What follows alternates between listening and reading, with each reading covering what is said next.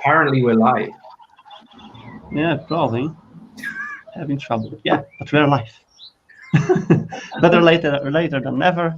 Hello, everyone, and welcome on Codegarden. Yeah, Marcin, welcome where at the hell are you? Codegarden, or Code Patch, or fake umbraCoffee, fake everything. And hello, guys. Hi, Lars and Callum. How are you? Hey, fine, thanks. Marcin, where the hell are you? It will be awkward. I'm in the middle of nowhere, literally. I'm in the middle of mountains in Poland. I have a bad internet connection again, having rest, having a fake Codegarden attendance, and yeah, I'm right now seeing my monitor being included more than once. But in general, I'm having rest finally after this whole situation. What about you? Where are you? Because we are obviously not in Denmark. At home, sadly. I guess you are as well, Lars. Yeah, same. Home office. You can see I have my friend here, and we might have uninvited visitors any minute. So we'll see. I think this is the first dog we've had on umbraCoffee ever. All right. Say hello to Alba.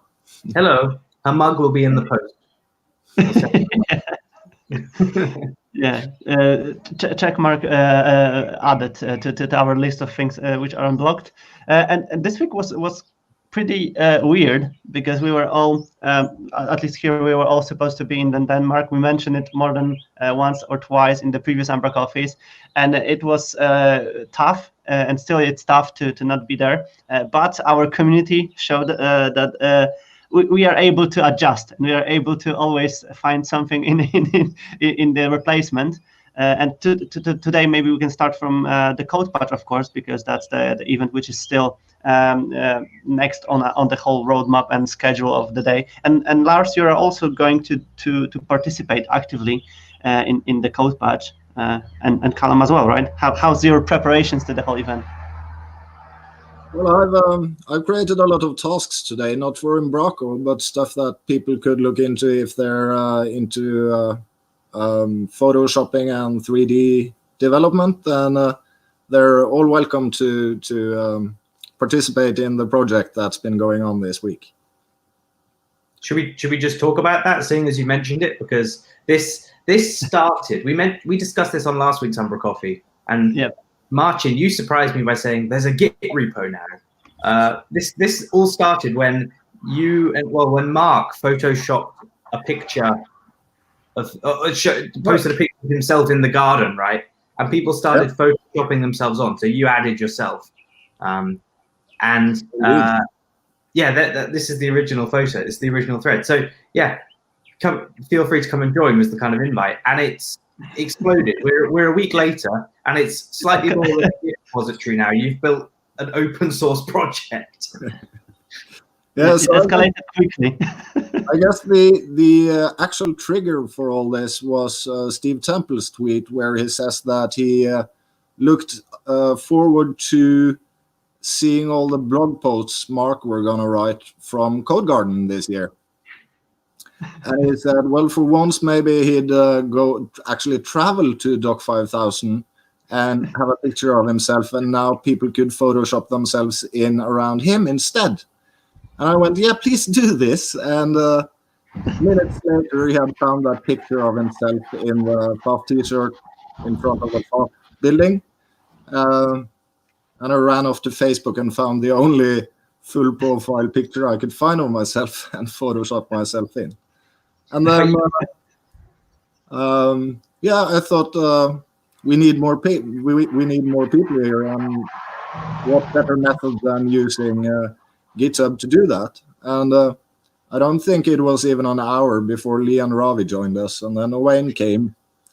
Yeah, I think it was during last week's Friday bar that you were still photoshopping stuff, and it went on and on later and later to the point where Morten joined, and he'd photoshopped superhero Morten into the top corner, and Niels being hung down by Sebastian and Bat Jan as well. Like it all evolved in the space of literally a matter of hours, and it's gone crazy in the past week. It did. That's the most up-to-date version, right? there is this 3D version as well where you can walk around in a garden, and I'll be demoing that at Code Patch later. Taking everybody on a tour. That's with 3JS, right? And people can contribute an image and add it to the array in JavaScript and be part of the virtual tour. Yeah. And the placement of people is all JSON, so it's fairly simple to place new people in there. But the slightly embarrassing thing about that repo is that there isn't a single unit test in there, because it's I was literally going to ask about it. And Lottie Pitcher have been really helpful adding some people in the actual photo this week and helping with PRs. And she had a huge laugh on my expense, realizing that my most popular repo to date doesn't have a single test in them. So that is really. But also for everyone who is going to participate in the code patch, that's a huge chance to improve your repository and maybe cover it with some unit tests and all the other integrational tests. For example, if people are in the correct place, if they are not overlapping. Did you see that Umbraco's now got a Cypress test suite as well? I did. That's really exciting. I have to mute now because my kids came. Yeah, they've got a Cypress test suite now, which I guess would be possible to use that to actually test this, because it's just doing effectively usability tests, making sure that it's functional. But yeah, there's now for, I think it's for the .NET Core project, or maybe for the V8 branch, there is a suite of Cypress tests, and we'll put a link below. So again, for Code Patch this weekend, if anyone is up for diving into Cypress, diving into some of the maybe adding some tests to Lars's repo, then we'll have some links below for you to get started. And the schedule, again, we've mentioned it last week, but it's getting more advanced, and there are some people revealed who will be doing some talks. There is a beta patch which you are, Callum, organizing during the second day of the event. The whole schedule is here. Everyone is welcome to participate anyhow, basically by saying hi, from code contributions, from any other contributions, to simply helping in general, having the spirit of the code patch this year. So yeah, feel free to join. It's still somewhere down there where you can submit your email and receive the information about the event. It's going to be epic. You're doing a talk, Marcin. There's about 6 or 7 lightning talks. There's going to be community chats and demos. As you said, Lars, you're going to demo your work from this week.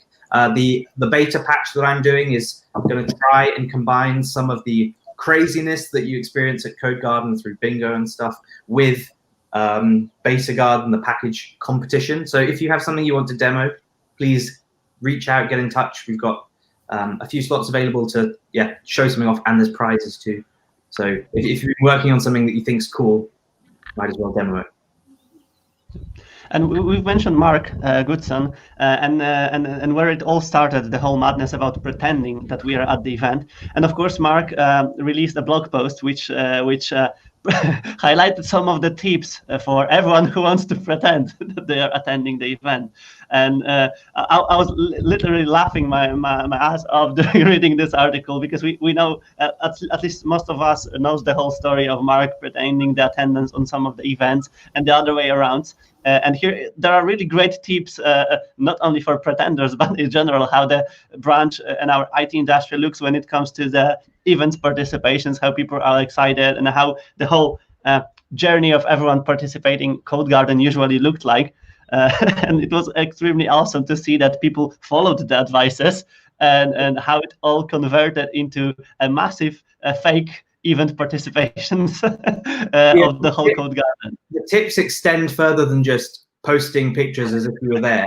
It says, Mark says, like, oh, you should start a few days before with the kind of tweet you would usually post to imply you're going there, pictures of travel.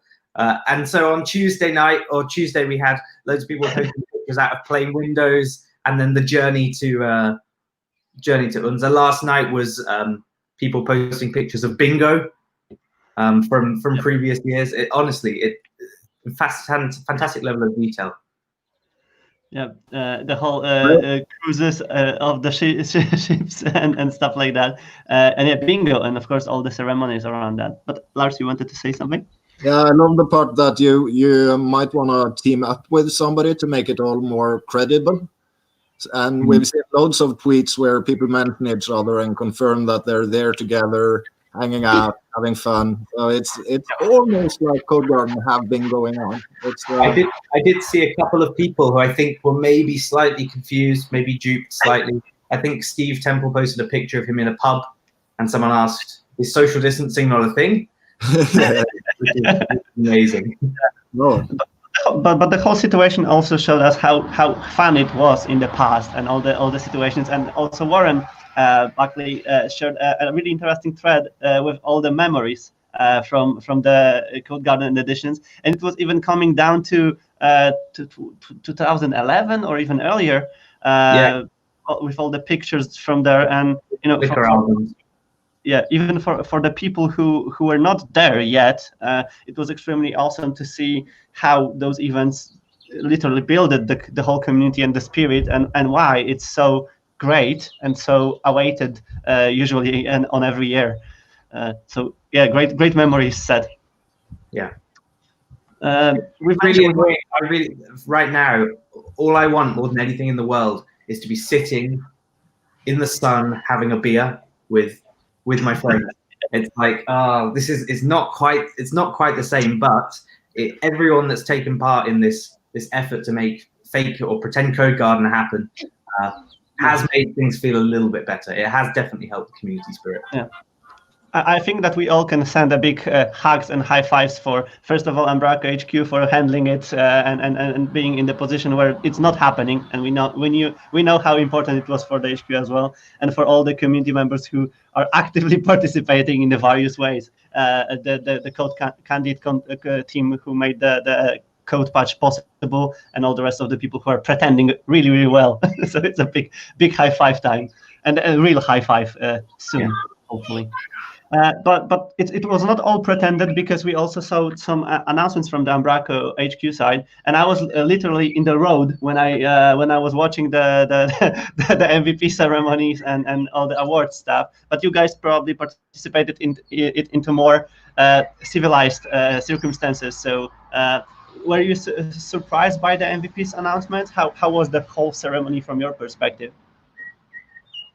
The people who were awarded this year, I can't think of any more deserving people. They were truly fantastic. People like Rachel Breeze, who's done amazing work with the accessibility team, and Danny as well, who's on the accessibility team. A lot of representation from three different community leaders in Australia as well, which don't generally get a lot of notice. So really, really awesome list. Alan McKenna as well in Ireland, who's been doing great stuff. Chris Houston for years. Carl Tynan as well. These people have all been doing amazing stuff for years, so it's great to see them recognized. And there was 47 renewals as well. I think. Yes. In numbers, it's 40 new MVP, brand new MVPs, and 47 renewed. I can't remember what was the number of renewed MVPs last year, but in 5. Okay, so yeah, that's a really big list of people, and thankfully and gratefully we were also awarded again with this renewal, which is awesome. And all of those people who were such an active and helpful in the whole community, it's again great to see this list and those people, and again hopefully to see this brand new wall or something else, and people next to that in the next Codegarden. Because we also heard that the whole ceremony and people will be again invited to the stage on Codegarden 2021. Yeah, so they're going to do they're going to get everyone up on stage next year, or when they can next do a virtual event, a physical event, and there's going to be a kind of MVP, demystifying the MVP program sort of stream. I know that it was attempted as part of the video this week, but there was some audio issues, so there's going to be that at some point as well. But yeah, it was fantastic to see so many new people awarded, but also renewed. Lars, congratulations, you got renewed as well. How many years is that now? Likewise, it's my 4th MVP. but I got my first one in 16. So I don't think I got one in 17 or something. They didn't do renewals. They didn't renew people in 2017. Exactly. It wasn't a thing. Yeah.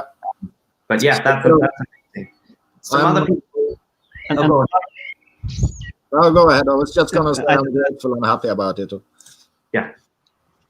I was going to ask you, because you've joined the live stream and you've answered how important the whole MVP title was for you, right? And how it affected your journey as a developer, as a contributor, as a community member as well. And I think it was very helpful for everybody who were aiming to get one, or how the whole MVP can change the situation or cannot change, because we were mentioning it multiple times that it's an award, but it's never a goal as it is. It's like just a kind of confirmation of the efforts put together to make this community awesome. But it's as it is, right? So can you share also something from this point of view? Because I remember that it was really interesting to hear it from you, because I know that it was a great confirmation of your efforts put together for the community, right? Well, you can see my face saying that on the award stream, but you can't hear what I was saying. I'll try to not use the word I was using, because Niels said we might have to add beeps to that. But of course, well, I'm over 40 now, so maybe it has something to do with age as well. But we white males doing programming have a tendency to become very arrogant, and we know everything, and we're not very pleasant to deal with when we're cooperating with other people. And the MVP award and all the people and really the Umbraco community as a whole have helped me grow as a person and how I handle cooperation and dialogues with other people, communication in general, just being more friendly. So the whole friendly vibe and the love in a community and the real niceness of all the existing MVPs is something we should hold very, very dear and really push forward. And the new list of MVPs is just complementing that perfectly. It's all great people who do excellent work in this regard. So yeah. I agree. And you were saying as well how actually it's not about, getting a little statue and getting a pat on the back. It's actually helped you as a person. And I think that's really important, because Niels mentioned as part of the awards show that they don't want to call it most valuable professional or something like it. Areas, it's about most valuable people, and it's actually making it a bit more human and kind of the Umbraco way, which is fantastic. And every single one of those people on that list were, I can say, have made a fantastic contribution that I've seen firsthand, and they are lovely people as well. So it's not like we're just, supporting the coders that sit in their bedroom and don't interact with the community at all. Yeah. But the coders sitting in their bedrooms should definitely come out and interact with the community. So that's kind of the whole point of this. Stick your head out, by all means. Definitely. For instance, as Warren is saying here, help adding those Cypress tests. I was doing like this earlier, but that's I don't really think we could do that to a 3D environment. I know the people who make, which is it? It's one of those survival multiplayer games. They have like 100 screens with different procedural environments and verifying that they actually look good. They're looking for discrepancies. The thing with Cypress that I would kind of like to warn people about is that if you're building a test suite for a huge system with Cypress, it's going to take maybe quarter of an hour, half an hour, maybe even an hour to run all the tests. So it won't give you the immediate feedback we're usually after when we're testing. But for something like Umbraco, where we get these many pull requests and we have a really nice build engine, that's something that will definitely help catching exceptions or stuff that breaks in the back office that you didn't even know was there, right? And the only way to test that right now before the entire cleaning up of the back office is done is through GUI tests like with Cypress. So that's a really, really nice initiative, and do come and help with that. Stick your head out. Good call for action. And yeah, people say that they love that they heard you well this time. And there was one more celebration and anniversary which we wanted to also highlight, and it was the 10th MVP for another great community person. So Lee Gallagher, and it looks impressive on our MVP 10X. And I don't know if you heard about this conference organized in the States. It was 10X something, 10X development, 10X developers. Lee is truly a 10X Umbraco developer. It's really 10X, and big congrats again for Lee for making this amazing number. I believe he's the first ever to hit that milestone, because the only people who've come remotely close are Warren and Matt, and Warren's got a lifetime MVP award, of course. So yeah, I think Lee is the first. Yeah. But speaking about awards, we also had this award ceremony, right? And I was not able to watch it, but I saw the output from the ceremony, which is here in the blog post shared by Umbraco HQ. And first of all, did you guys watch it on a live stream? Yes, I tuned in. I was able to tune in. There was, as always. In fact, we've missed the awards show live the past few years because we've always been preparing real umbraCoffee live at Codegarden that goes just after this. So it was kind of nice to see some of the amazing work. Some familiar names submitting and also winning as well. So Perplex did a fantastic job, as they always do. Well, we've kind of come to expect that, haven't we? They won 2 awards for editing experience and best solution. Yeah, best custom solution. Yep. I think the custom solution thing there is largely due to your marketing suite, which is going to be really exciting to try out now that 8.7 comes with better variant support and everything. That's something I really look forward to dig into. So great work from Perplex there, definitely. Yeah, all of the sites looked awesome, to be fair. Especially the one from Novacell as well for the Copenhagen Metro. That looked really, really cool. You know, it's amazing to see such good work being done in the community, and it's nice that we get to highlight it in this way, because people often post pictures of, oh, I've launched this new site or something on Twitter, but you can't brag about it in the same kind of way as having a nice tutorial video or something.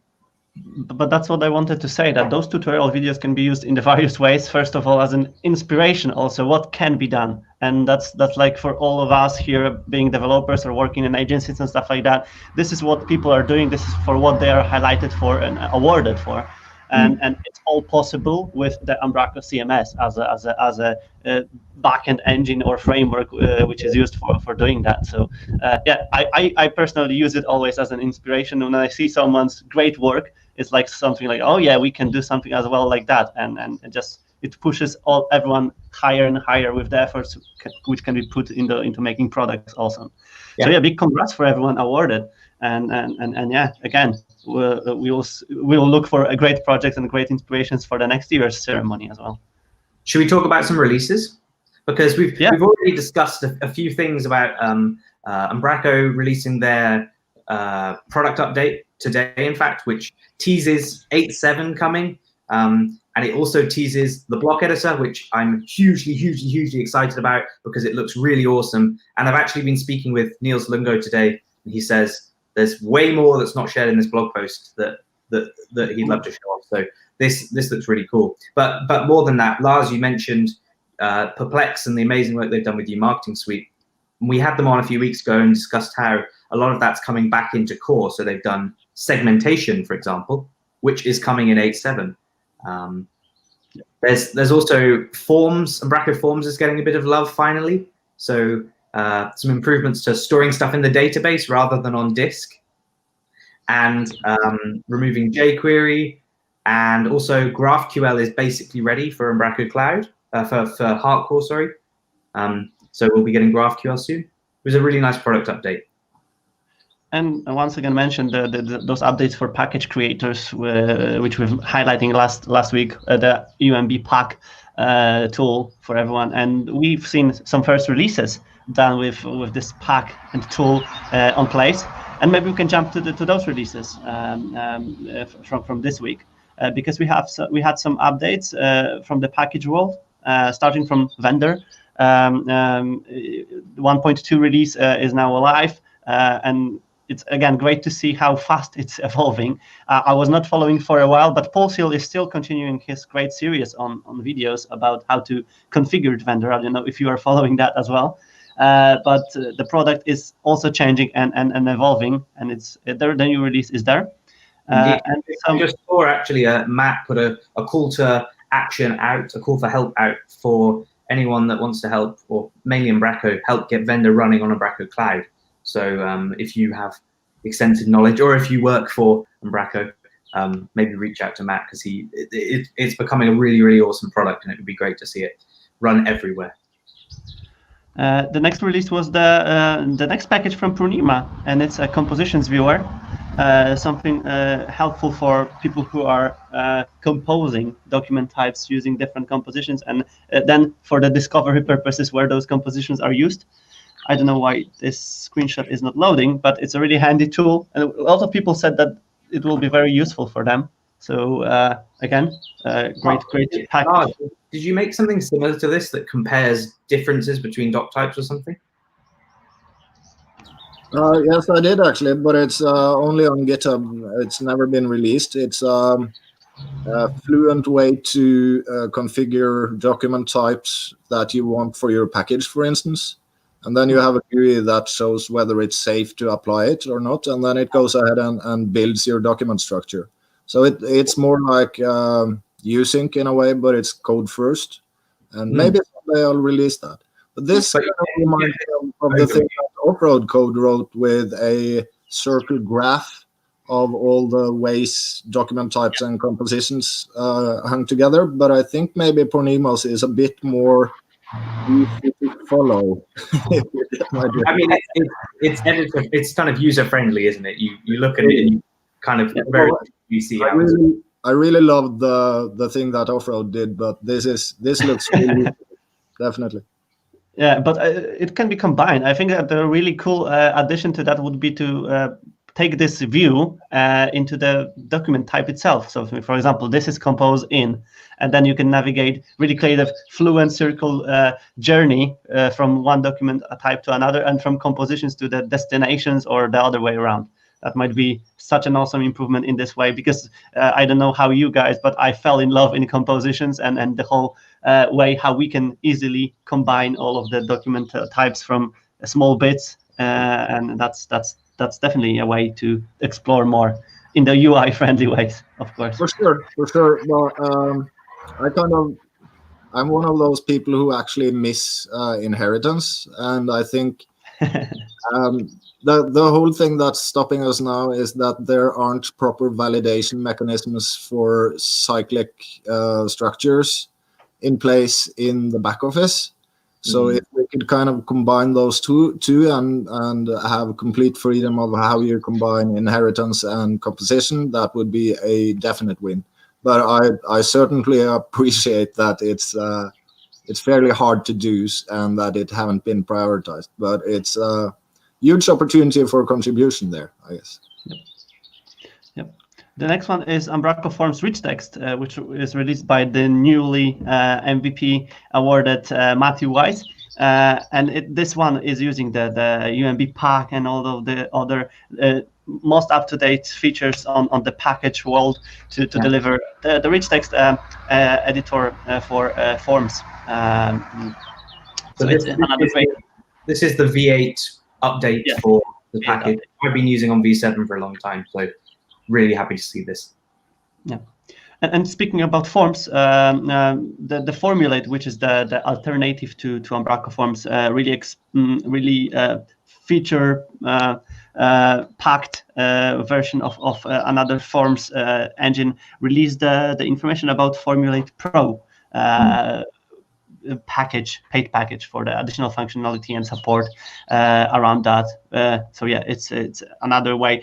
I've checked the numbers of downloads of this package, and again, we've mentioned some milestones a couple months back of this package. But I never used it, for example, in any of the projects where I was involved in. But it's very popular and very, very widely used. So it's great to see that the package creator is looking for support. I know that Nick was asking earlier in the week what would the appetite be for something like this, and a few people came and said, yeah, that would be kind of interesting. So he went ahead and did it. Yeah, that's great. Also, step up to improve the potential next releases as well, because we know that if we are supported, it gets more time for the developer to make some work around the packages. And other news is, Callum, some meetups are on the way. So one virtual meetup which is in Leeds. Next week, Phil is doing a Yuzu demo, and then they're going to show a site actually implemented with Yuzu, which is awesome. And then earlier this week, I did my virtual getting Umbraco up and running on Azure with Henk Bullman. Also a renewed Umbraco MVP this week. Congratulations, Henk. There'll be a video up of like a recording of that very soon. That's huge. In action. And how's Twitch, Callum? should we use Twitch? I've not done anything on Twitch before, but this was my first Twitch experience, and it's actually quite a cool platform. We've discussed many times streaming umbraCoffee there, so maybe we'll start doing that. Cool. And from the events perspective, Umbraco DK Festival has been postponed until 2021. That's the news shared this week. We probably will expect more news about festivals like that because it's extremely hard to predict if any of those can happen. And I don't think you will see a single festival happening this year, which is, as I was saying, I want to have a beer with my friends in the sun. So this is really frustrating. I don't think it'll be an event this year. I think the virtual things we've had going has been wonderful, though. It's a very good alternative and a lot of fun. So I do recommend that people tune into Code Patch later just to say hello and see everybody, because or at any point over the next 2 days, because I think you said weeks ago, Lars, the Friday bars that have been done have been great, and actually we should just do this anyway. I definitely think so. And we get things like the group photo out of it, so that's just another way of contributing to the project, because it's sometimes enough to throw an idea and find someone who will turn this idea into life, and that's the collaboration and contribution in a great example. Indeed. And last thing on our list is contribution, because the input was coming from various sources, and it's the latest article shared on Umbraco blog. How do you choose the right CMS? And it was the question sent to some of the gold partners and answers shared by them. So how those people are convincing other clients and people to use Umbraco, why there are different CMSs, why it's so tough to choose the best CMS, and how Umbraco is addressing it. And I haven't seen this scorecard, but it's something what is a great resource for everybody who is going to discuss the differences and possible comparisons of CMSs. So Umbraco scorecard. And that's great to see some, again, combined input from people from across the globe and communities and companies, and learn from it, because we are all facing the same situation, same discussions. Why Umbraco? Why it's different? How it's different? And where to choose it? And again, in this topic, I had a massive research of headless CMSs recently, and we've all said that Umbraco, from editorial perspective, is the best one still, and it's really extremely hard to get used to something else, and it's right now possibly the confirmation of why we chose Umbraco years ago, and why we are such explosive and interested in using it in every type of the project. And I know, Lars, your company does two. We do some other CMS as well, and we've had our own CMS. Well, we actually bought it back in 2007, I think, and it originated in 2000. Who hasn't had their own CMS? Very, Everyone has. Umbraco was also an owner CMS at the beginning, right? yeah, but we. I must say that the other CMS, I'll leave it unnamed, that we use.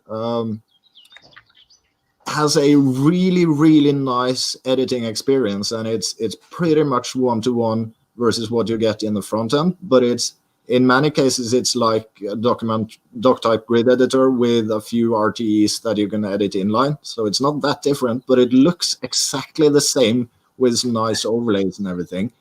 But even in the CMS we had back in 2000, we had trees, content trees, and this other CMS is actually lacking a content tree. And it's just, how do you manage without that? And many headless CMSs, like Marcin was mentioning, lack the content tree. They're just a single repository of just items, content items. No, lack structure. Yeah. It does. It does. And for some of the projects, it's perfect because you can have repositories of content which are tightly coupled with each other. And I've showed during one of the hackathons the Airtable, which is the Excel spreadsheet in the cloud, which has some connections between tabs and cells, and that's perfect for some of the solutions. But when you have a website or a web project and a navigation tree, usually. And URL structures and stuff that you are usually expecting a content tree in this type of situations, and you either need to hack it or then find a way to manage it efficiently, and the same efficiency as you have with the Umbraco and the content tree there. So yeah, it's challenging still. It's as always, it depends, but it depends from such a many factors that it's hard to choose something else right now. Yeah, of course, you can manage very cool sites where there's 10 to 50 pages maybe, and you can always use search in a flat structure. But as soon as your content mass is exceeding that, if it's not a blog, then some sort of structure is adamant. You can't live without it. So that's one of the big selection points that we use when we say that, no, sorry, customer, you can't use that other CMS. You need to have Umbraco instead because your needs are larger than what we can do and still provide you with a good editorial experience. Nice. Yeah, that's a good output from it. And still, if someone is not convinced, I think it's great to join the events like CodePatch and other hackathons to see what are the possibilities to be done with the Umbraco as an extensions for the CMS itself, because Umbraco was always a good base, and all of the awards and packages and everything like that just shows that the possibilities are almost without limits, and it's our creativity and client needs the only factors which drives us to build something awesome like that. So yeah, cool. Thanks. Yep. The virtual garden. Virtual garden. See at the repo or come to CodePatch later. It's, as I said earlier, it's based on JSON pretty much. It's big maps in JavaScript, and I haven't done it yet because I just host it at GitHub Pages. But there's huge opportunity there to use Umbraco to upload new textures of people and just make some editor to place them in a garden visually. Just drag them in there, viewed from top, and save that in Umbraco. Use headless maybe. So that would be a fun project to top this whole thing off, definitely. And Umbraco is brilliant for that. Yeah. Awesome. So yeah, thanks for the ideas, Lars. I think that, all what we can do right now is to invite people again to CodePatch and the whole lineup there and all the events, beta patch, and all the crazy things which will be in outputs from this event. And yeah, that's all. Callum, do you want to add anything else? No, I look forward to seeing loads of people at CodePatch. I believe there's over 100 people signed up, so that would be awesome if that many people sign up. Cool. Cool. So thanks, Lars. Thanks, guys, for sharing those amazing stories. And yeah, looking forward to the great outputs from the event, and see you all then, and also on the other events, and of course next Friday as usual. Yeah. Yeah. Cheers, guys. Have a lovely rest of the day.